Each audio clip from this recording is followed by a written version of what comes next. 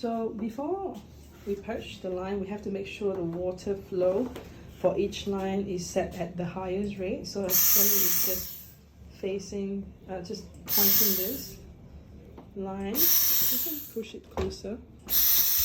Yeah, and make sure that the water line is actually running at maximum. Yeah. Okay, she will then try on every single line. So this is the slow slope. So you can see that right at the bottom there's a triangle right here. When the triangle is turned to the maximum, which is towards this end, the water flow rate is higher. Yep, and we'll be checking on this. Check again. You turn on the black. Yeah. And then you check the ultrasonic.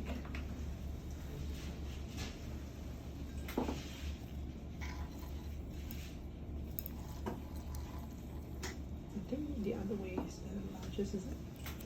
Okay. Okay, alright, all good. So once that's done, we can then open that insert for handpiece cleaning. So there is 1, 2, 3, 4 lines right here that we're cleaning. Okay, so first we will take off. Yeah, we will press the button of the auto purge. Okay, and press that. Okay, yeah, and then it will be showing you the holes.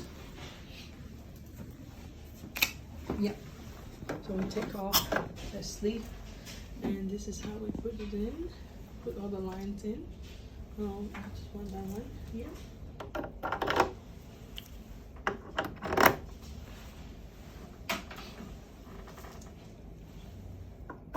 You have to be gentle with this one.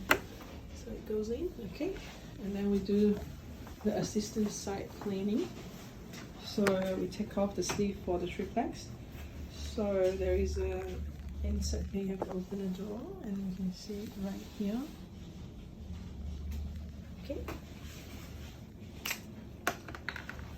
So this goes in the yellow. The metal side. Left-hand side. The metal side is facing up. Okay. And then,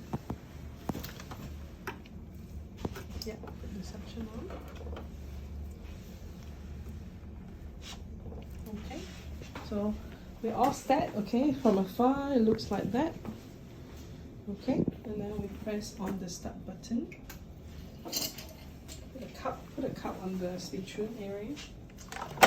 Yeah, so the disinfectant will clean everything.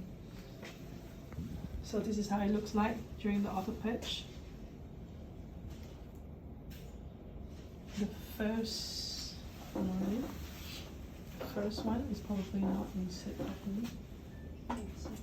So when you see the exclamation mark, you need to check the particular